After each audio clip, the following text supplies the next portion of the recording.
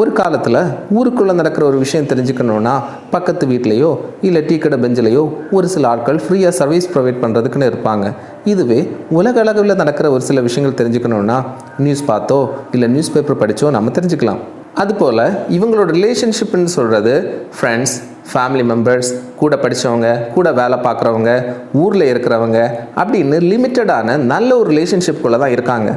இப்படி இவங்க friends and family மெம்பர்ஸோட அவங்களுக்கு பிடிச்ச மாதிரி ஒரு வேலையை செஞ்சுட்டு ரொம்ப சந்தோஷமாக ஹாப்பியாக வாழ்ந்துட்டுருக்காங்க. இப்படி இவங்க ஹாப்பியாக வாழ்ந்துட்டு இருக்கும்போது தான் இவங்களோட லைஃப்பில் சோஷியல் மீடியான்னு சொல்கிற ஆன்லைன் பிளாட்ஃபார்ம் என்ட்ராகுது. 2004 ஆர்குட்னு சொல்கிற சோஷியல் மீடியா இந்தியாவில் இன்ட்ரடியூஸ் பண்ணப்படுது. ஆனால் அந்த டைமில் பலராலையும் இந்த சோஷியல் மீடியாவை யூஸ் பண்ண முடியலை. ஏன்னா கம்ப்யூட்டர் ஒரு லேப்டாப் நிறைய பேர்கிட்ட கிடையாது. அதே மாதிரி ஸ்மார்ட் ஃபோன் இந்தியாவில் கிடையாது. 2004 நோக்கியா கம்பெனி ஒரு touch screen smart phone introduce பண்ணியிருந்தாங்க. ஆனால் அது ஒரு ப்ராப்பரான ஸ்மார்ட் ஃபோனாக இருக்கலை.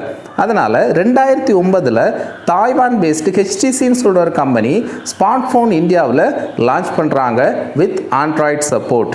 அன்னையில் இருந்து பல கம்பெனிஸ் என்ன பண்ணுறாங்கன்னா நிறைய ஸ்மார்ட் ஃபோன் எல்லாம் இன்ட்ரடியூஸ் பண்ணுறாங்க, ப்ரொடியூஸ் பண்ணி மார்க்கெட்டில் இறக்குறாங்க. மக்களும் கொஞ்சம் கொஞ்சமாக இந்த ஸ்மார்ட் ஃபோன்ஸை யூஸ் பண்ண ஆரம்பிக்கிறாங்க. இன்டர்நெட் ஃபெசிலிட்டியோட கம்ப்யூட்டர் வச்சுருந்தவங்க ஆர்குட்னு சொல்கிற சோஷியல் மீடியா ஆப்புக்குள்ளே என்ட்ராகி அவங்க ஃப்ரெண்ட்ஸ் கூடயும் ரிலேட்டிவ்ஸ் கூடயும் நல்லா கனெக்ட் ஆகுறாங்க. அது மட்டும் இல்லாமல் யாருன்னு தெரியாதவங்க கூட எல்லாம் சேட்டிங் பண்ணுறாங்க, டேட்டிங் பண்ணுறாங்க. ஒரு சிலர் லவ் பண்ணி நேரில் பார்த்து கல்யாணம் வரைக்கும் பண்ணிடுறாங்க. சேட்டிங் டேட்டிங் பண்ணி பல்பு வாங்கினவங்களும் இருக்காங்க. 2016 சைனாவில் டிக்டாக்னு சொல்கிற ஆப் இன்ட்ரடியூஸ் பண்ணுறாங்க. அது குளோபலி நிறைய பேரால் யூஸ் பண்ணப்படுது. முக்கியமான காரணம் அதில் இருக்கிற ஃபீச்சர்ஸ், தென் அதில் யூஸ் பண்ணுற ஃபில்டர்ஸ். இதனால எல்லாம் அதிகம் பேர் அட்ராக்ட் ஆகுறாங்க, அதிகம் பேர் யூஸ் பண்ணுறாங்க. இந்தியாவில் 2017 இதை இன்ட்ரடியூஸ் பண்ணுறாங்க. ஆனால் இந்த இந்தியாவிலையும் பார்த்தீங்கன்னா நிறைய பேர் டிக்டாக் ஆப்பை யூஸ் பண்ணி வீடியோஸ் அப்லோட் பண்ணுறாங்க. அது நிறைய பேருக்கு ஒரு என்டர்டெயின்மெண்ட் கொடுக்குது, ஒரு ஹாப்பினஸை கொடுக்குது. ஆனால் இந்த 2020-21 பீரியடில் இந்த டிக்டாக்னு சொல்கிற ஆப்பை இந்தியாவிலேருந்து பேன் பண்ணுறாங்க due to some security reasons. 2004 யூஎஸ்ஏல ஹார்வர்ட் யூனிவர்சிட்டியில் படிச்சுட்டு இருந்த மார்க் சக்கர்பர்க்னு சொல்கிற ஸ்டூடெண்ட் அவரோட கிளாஸ்மேட்ஸ் அண்ட் ரூம்மேட்ஸோடு சேர்ந்து ஃபேஸ்புக்குன்னு சொல்கிற ஒரு சோஷியல் மீடியா ஆப்பை இன்ட்ரடியூஸ் பண்ணுறாரு. 2006 பிறகு இந்தியாவில் ஃபேஸ்புக் இன்ட்ரடியூஸ் பண்ணாங்க. அந்த டைமில் இந்தியாவில் இருந்த கோடிக்கணக்கான பேர் ஃபேஸ்புக்கை யூஸ் பண்ண ஆரம்பித்தாங்க. அதுக்கு முக்கியமான காரணம் ஃபேஸ்புக் கொடுத்த ஃபீச்சர்ஸ். அது எல்லாமே ரொம்ப பிடிச்சி போகிறதுனால இவங்க யூஸ் பண்ண ஆரம்பித்தாங்க. இந்த ஃபேஸ்புக்கை அக்சஸ் பண்ணும்போது அவங்களோட ப்ரொஃபைல் பிக்சர், அவங்க எங்கே இருக்கிறாங்க, அவங்களோட சொந்த பிளேஸ் என்ன, அவங்க எந்த காலேஜில் படித்தாங்க, எந்த ஸ்கூலில் படித்தாங்க, நான் மழைக்கு கூட பள்ளிக்கூடம் பக்கம் ஒதுங்கினதில்லை, எங்கே வேலை பார்த்தாங்க, இப்படிப்பட்ட எல்லா டீட்டெயில்ஸையும் இவங்க ப்ரொவைட் பண்ணதுனால ஒருத்தருக்கு இன்னொருத்தரை ஃபைண்ட் பண்ணது ஈஸியாக இருந்து. முன்னால் ஸ்கூல் காலேஜெல்லாம் படித்து முடிச்சுட்டு அப்படியே பிரிஞ்சு போயிடுவாங்க. யாருக்கும் ஒன்றுக்கு ஒன்று காண்டாக்ட் இருக்காது. ஏன்னா அந்த டைமில் மொபைல் இந்த மாதிரி சோஷியல் மீடியா ஆப் எதுவுமே கிடையாது. அதனால் ஒரு ரிலேஷன்ஷிப்பு ப்ராப்பராக இல்லாமல் போயிடுச்சு. ஆனால் இந்த மாதிரி சோஷியல் மீடியா ஆப் மூலமாக இவங்க எல்லாம் ஒன்றுக்கு ஒன்று ஃபைண்ட் பண்ணி கண்டுபிடிச்சி இவங்களோட ரிலேஷன்ஷிப்பை ஸ்ட்ராங் பண்ணிட்டாங்க. சோஷியல் மீடியா யூசேஜ் பப்ளிக்கில் அதிகமாக இருக்கிறத பார்த்த ஒரு சிலர் புதிய புதிய ஆப் எல்லாம் லான்ச் பண்ண ஆரம்பித்தாங்க. Kevin Systrom and mic regur 2 பேரும் சேர்ந்து 2010 இன்ஸ்டாகிராம்னு சொல்லி ஒரு ஆப்பை குளோபலி லான்ச் பண்ணுறாங்க. 2012 இருந்து இந்தியாவில் யூஸுக்கு வருது. ரீசெண்டாக யூஎஸ்ஏல கூட டிக்டாக்கை பேன் பண்ணிட்டாங்க. 2021 டிக்டாக்கை இந்தியாவில் பேன் பண்ண பிறகு தான் இன்ஸ்டாகிராமோட யூசேஜ் அதிகமாச்சு. இது 2012 இந்தியாவில் லான்ச் பண்ணியிருந்தாலும் யூசேஜ் அதிகமானது டிக்டாக் பேனுக்கு அப்புறம் தான். இந்த இன்ஸ்டாகிராம் ஆப்பை 2012 ஃபேஸ்புக் வாங்கிடுறாங்க. இந்த இன்ஸ்டாகிராம், த்ரெட்ஸ், ஃபேஸ்புக், வாட்ஸ்அப் இந்த சோஷியல் மீடியா எல்லாத்தோடையும் பேரண்ட் கம்பெனி என்னன்னு பார்த்தீங்கன்னா மெட்டா. இந்த மெட்டாவோட ஓனர் யாருன்னு கேட்டிங்கன்னா ஆப்வியஸ்லி மார்க் சக்கர்பர்க். எதனால் கம்பெனிஸ் அண்ட் இண்டிவிஜுவல்ஸ் இவ்வளோ சோஷியல் மீடியா ஆப்ஸை மார்க்கெட்டில் இன்ட்ரடியூஸ் பண்ணுறாங்க?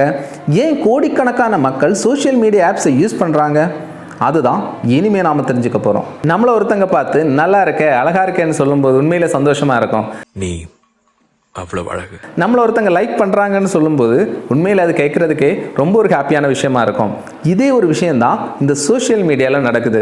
இப்போ ஒரு ஃபோட்டோ எடுத்து போடுறாங்க, இல்லைன்னா வீடியோ எடுத்து அப்லோட் பண்ணுறாங்க.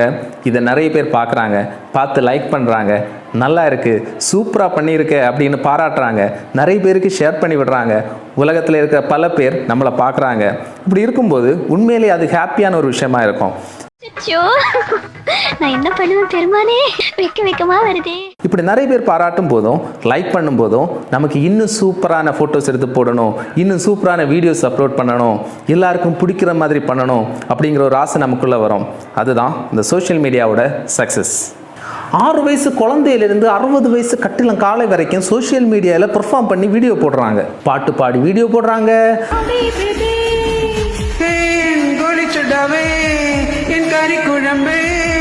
துள்ளுவதோ இளமை, பைசா குலுங்குது, டான்ஸ் ஆடி வீடியோ போடுறாங்க, அவங்க நடிப்பு திறமையை காட்டி வீடியோ போடுறாங்க. இந்த மாதிரியெல்லாம் அவங்க வீடியோ போட்டு அவங்க திறமையை வெளிக்காட்டி உலக அளவில் ரீச் ஆகுறாங்க. முன்னாலே எல்லாம் சினி இண்டஸ்ட்ரிக்குள்ளே என்ட்ராகிறது அப்படிங்கிறது சாதாரண விஷயமா இல்லை, ரொம்ப கஷ்டமான விஷயம். அதுக்கு நல்ல திறமை, டேலண்ட், ஸ்கில் எல்லாம் இருந்தால் மட்டும்தான் என்ட்ராக முடியும். பலரும் எப்படி அவங்க திறமையை வளர்த்துக்கிட்டாங்கன்னு பார்த்தீங்கன்னா, ஸ்கூலில் போகும்போது டான்ஸ் ஆடுறது, பாட்டு பாடுறது, மிமிக்ரி பண்ணுறது, இப்படியெல்லாம் விஷயங்களை பண்ணிகிட்டு இருந்தாங்க. காலேஜஸ்லேயும் அவங்க பெர்ஃபார்மன்ஸ் கொடுத்துட்டு இருந்தாங்க.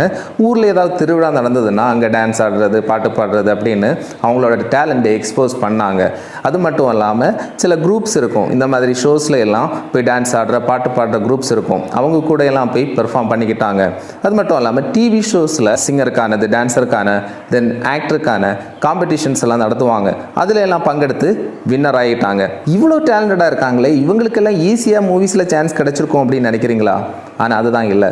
இதில் பல பேர் நிறைய நாட்கள் டைரக்டர்ஸ் பின்னாடி அலைஞ்சு அவங்கள பார்க்குறதே பெரிய விஷயமா இருக்கும். இப்படியெல்லாம் அலைஞ்சு அதே நேரத்தில் சாப்பிட்றதுக்கு சாப்பாடு இருக்கிறது, பசி தாங்க முடியலையே, பைப்பு தண்ணியாவது குடிக்கலாம், தங்குறதுக்கு ப்ராப்பரான இடம் இருக்காது. இப்படியெல்லாம் கஷ்டப்பட்டு முட்டி மோதி பல பிரச்சனைகளை எல்லாம் சகிச்சு செலிப்ரிட்டியாகவும் ஹீரோக்களாகவும் ஆயிருக்காங்க. ஆனால் இன்னைக்கு இருக்கிற ட்ரெண்டே டோட்டலி டிஃப்ரெண்ட்.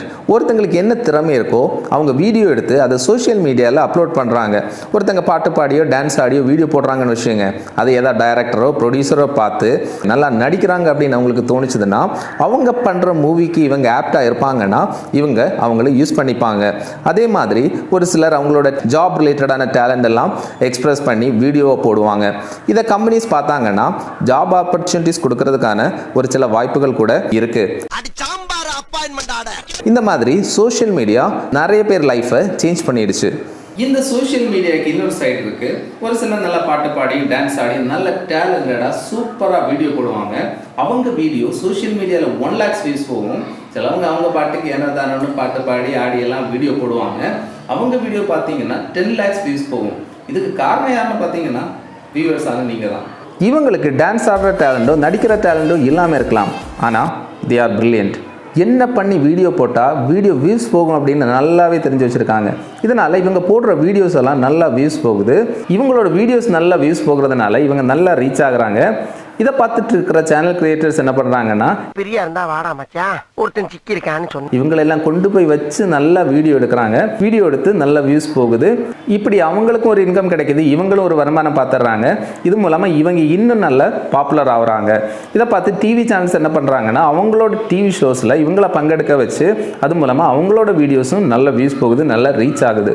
சரி, இவங்க இப்படியெல்லாம் ட்ரை பண்ணி நல்லா ரீச் ஆகுறாங்களே, பாப்புலர் ஆகுறாங்களே அப்படின்னு சொல்லிட்டு நீங்களும் இவங்கள மாதிரி ட்ரை பண்ணலாம் அப்படின்னு கண்டிப்பாக நினைக்காதீங்க.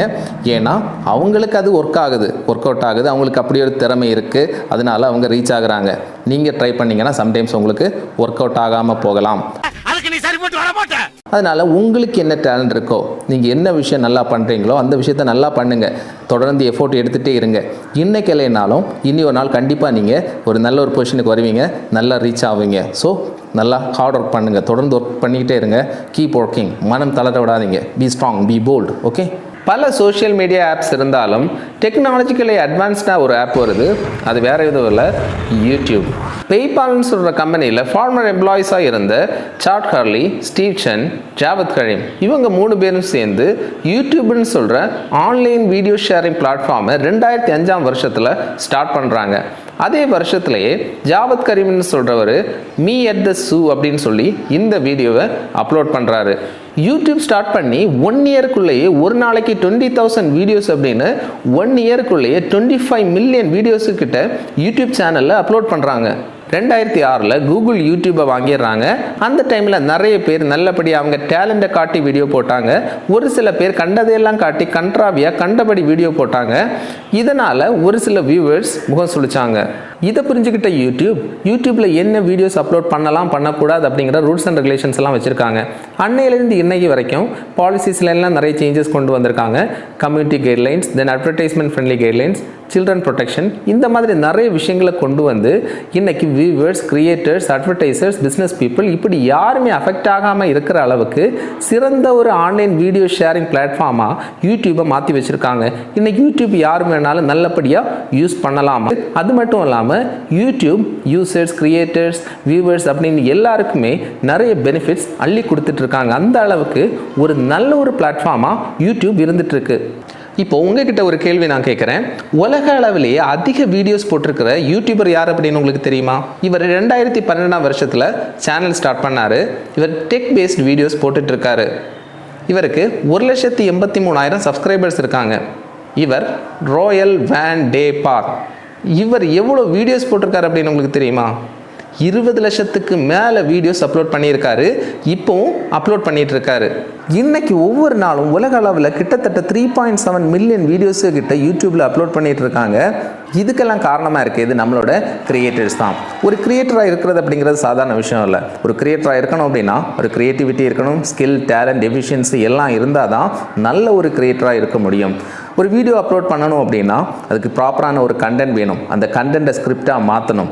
தென் அந்த வீடியோவை ரெக்கார்ட் பண்ணணும். ரெக்கார்ட் பண்ணால் மட்டும் போதாது, எல்லாருக்கும் பிடிச்ச மாதிரி எடிட் பண்ணி ப்ரெசென்ட் பண்ணணும். அப்போ தான் நிறைய பேர் அந்த வீடியோ ஃபுல்லாக பார்ப்பாங்க. அது மூலம் கிரியேட்டர்ஸுக்கு பெனிஃபிட்ஸாக இருக்கும். ஒரு யூடியூபர் 5 நிமிஷம் வீடியோ ரெடி பண்ணி அப்லோட் பண்ணுறாருன்னா அதுக்கு மேலே அவ்வளோ டைம் ஸ்பெண்ட் பண்ணியிருப்பாங்க. அவ்வளோ உழைப்பு அதில் இருக்கும். இந்த வியூவர் பார்க்கும்போது அவங்களுக்கு பிடிச்சிருச்சு, அவங்களுக்கு யூஸ்ஃபுல்லாக இருக்கும், பெனிஃபிட்டாக இருக்கும் அப்படின்னு நினச்சாங்கன்னா இந்த சேனலை ஃபாலோ பண்ணுவாங்க. அது மட்டும் இல்லாமல் நிறைய பேர் ஷேர் பண்ணி விடுவாங்க. இப்படி இவங்க பப்ளிக்கில் நல்லா ரீச் ஆகுறாங்க, பாப்புலர் ஆகுறாங்க. அது மூலம் இந்த யூடியூபர்ஸும் ஆர் கிரியேட்டர்ஸும் பெனிஃபிட் அடைகிறாங்க. இனிமே நாம இந்த கிரியேட்டர்ஸ் எல்லாம் என்னெல்லாம் வீடியோ அப்லோட் பண்ணி போடுறாங்க அப்படிங்கிறத பார்ப்போம்.